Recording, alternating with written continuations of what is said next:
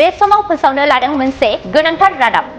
भारत आरो पाकिस्ताननि गेजेराव थारैनो जागोन नामा दावहा? दावहानि थाखाय मोनसेनि उनाव मोनसे थागथियारि जादों भारतआ।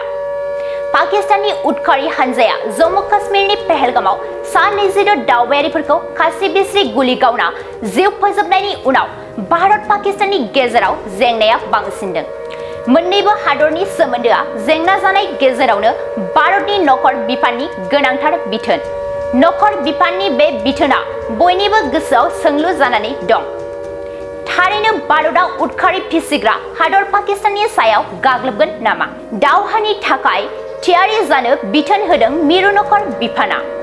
7 मे एबा बुधबारखालि दावहानि समाव लानो गोनां थियारिफोरनि सायाव मक ड्रिल खालामनो नखर बिफाननि बिथोन। हादरनि दरफ्रोमबो रायजोआव मक ड्रिल खालामनो बिथोन होदों मिरु नखर बिफाना। जायखिजाया ओनसोलाव गाग्लोबनाय जायोब्ला माबोरै साइरेन दामनाय जागोन, पाब्लिक एलार्ट खान्थिया माबोरै खामानि मावगोन बेनि सायाव सांग्रांथि होनाय जागोन। नखर बिफाना फोसावनाय बिथोनाव सरासनस्रा नोगोरारिफोर आरो फरायसाफोरखौ अख्रां गाग्लोबनाय एबा बमा बेरफ्रुनायनि थासारियाव मा खालामनांगौ बेनि सायाव फोरोंथाय होनो बिथोन होदों।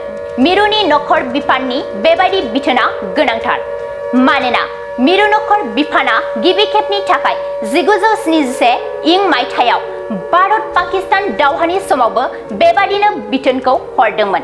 मिरुआ गासैबो रायजोफोरखौ 7 मेआव मार्शल ल' जाबसिननो बिथोन होदों।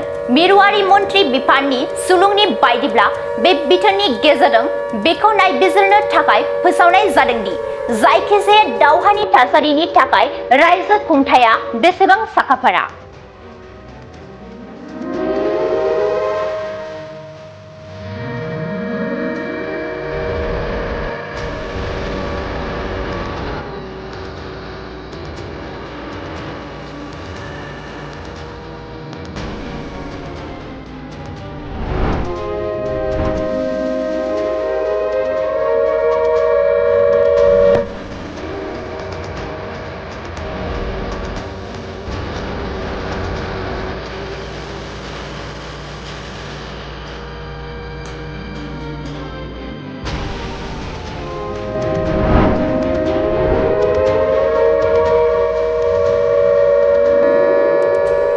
भारत आरो पाकिस्ताननि गेजेराव थारैनो जागोन नामा दावहा?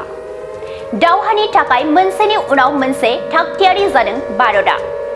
पाकिस्ताननि उदखारि हानजाया जम्मु काश्मीरनि पहलगामाव सा 22 दावबायारिफोरखौ खास्रि-बिस्रि गुलि गावना जिउ फोजोबनायनि उनाव भारत पाकिस्ताननि गेजेराव जेंनाया बांसिनदों। मोन्नैबो हादरनि सोमोन्दोआ जेंना जानाय गेजेरावनो भारतनि नखर बिफाननि गोनांथार बिथोन। नखर बिफाननि बे बिथोना बयनिबो गोसोआव सोंलु जानानै दं। थारैनो भारतआ उदखारि फिसिग्रा हादर पाकिस्ताननि सायाव गाग्लोबगोन नामा? दावहानि थाखाय थियारि जानो बिथोन होदों मिरु नखर बिफाना।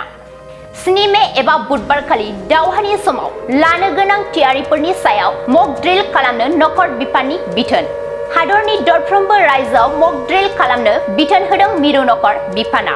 जायखिजाया ओनसोलाव गाग्लोबनाय जायोब्ला माबोरै साइरेन दामनाय जागोन, पाब्लिक एलार्ट खान्थिया माबोरै खामानि मावगोन बेनि सायाव सांग्रांथि होनाय जागोन।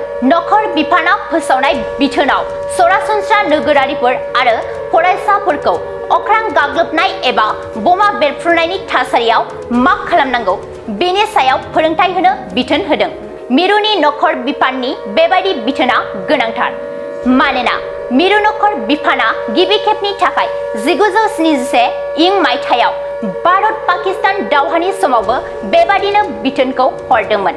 मिरुआ गासैबो रायजोफोरखौ 7 मेआव मार्शल ल' जाबसिननो बिथोन होदों। मिरुआरि मन्त्रि बिफाननि सुलुंनि बायदिब्ला बे बिथोननि गेजेरजों बेखौ नायबिजिरनो थाखाय फोसावनाय जादों दि जायखिजाया दावहानि थासारिनि थाखाय रायजो खुंथाया बेसेबां साखाफारा।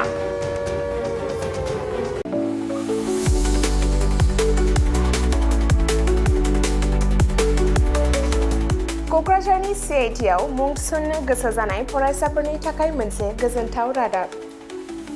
सेन्ट्रेल इन्स्टिटिउट अफ टेक्न'लजि क'क्राझारआ 2025-2026 सोलोंथाइ बोसोरनि थाखाय मुं थिसननायनि एन्ट्रेन्स एग्जाम खुंनो थांगासिनो दङ।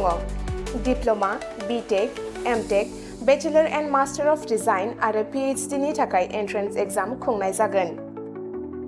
डिप्ल'मा प्रग्रामाव दङ CE, CSE, ECE, FPT, CAI आरो AMT। BTech प्रग्रामाव दङ CE, CSE, ECE, FET आरो IE। MTech प्रग्रामाव दङ WRH, CSE, FET आरो GET। बेचेलर अफ डिजाइन आरो मास्टार अफ डिजाइनाव दङ MCD आरो PhD नि थाखाय CE, CSE, ECE, FET, IE, ME, physics, mathematics, chemistry आरो HSS। बे समाव अनलाइन आर'जलाइ लानाया सोलिगासिनो दङ आरो बियो फैगौ 31 मेसिम थागोन। डिप्ल'मा, BTech आरो MTech नि एन्ट्रेन्स एग्जामखौ फैगौ 8 जुनाव खुंनाय जागोन आरो PhD नि एन्ट्रेन्स एग्जामखौ 15 जुनाव खुंनाय जागोन।